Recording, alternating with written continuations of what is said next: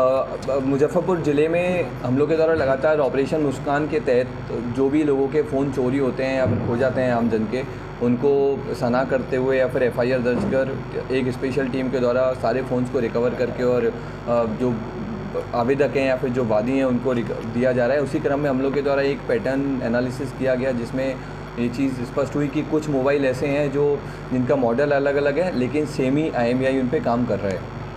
तो इस चीज़ को लेकर जब डाउट हुआ तो हम लोग के द्वारा टीम का गठन किया गया और इसमें जब आगे कार्रवाई हुई तो इसमें पता लगा कि एक द मोबाइल क्लिनिक दुकान है सरैयागंज टावर पे, उनके द्वारा एक सॉफ्टवेयर जो यूक्रेन वाला एक सॉफ्टवेयर है, सॉफ्टवेयर का नाम पेंडोरा सॉफ्टवेयर है, तो उसका यूज़ करके वो जितने भी मोबाइल उनके पास आते हैं उन मोबाइल में वो IMEI को टेम्पर कर देते हैं, IMEI के साथ में छेड़खानी कर देते हैं, तो परमानेंटली उस फ़ोन का IMEI बदल दिया जाता है।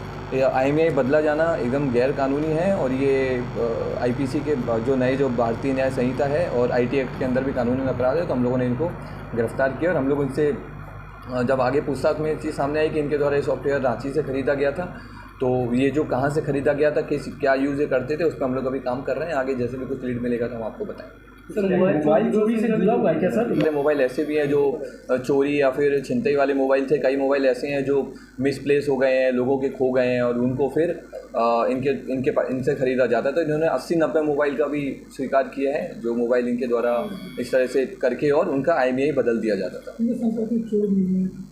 तो वो सारी गैंग पे वो सारी नेटवर्क में हम लोग अभी काम कर रहे हैं। रिकवर क्या रिकवर किया गया? हम लोगों को इनके पास से 6 मोबाइल रिकवर हुए हैं जो मोबाइल IMEI बदल दिया जाता था, जिनका एक लैपटॉप बरामद हुआ है और जिस लैपटॉप में वो सॉफ्टवेयर इंस्टॉल था जिस सॉफ्टवेयर के माध्यम से IMEI बदलते थे। एक कंप्यूटर सेट बरामद हुआ है, पेन ड्राइव बरामद हुई है, डोंगल बरामद हुए हैं, ये सब हमने बरामद। कितना चार्ज करते थे?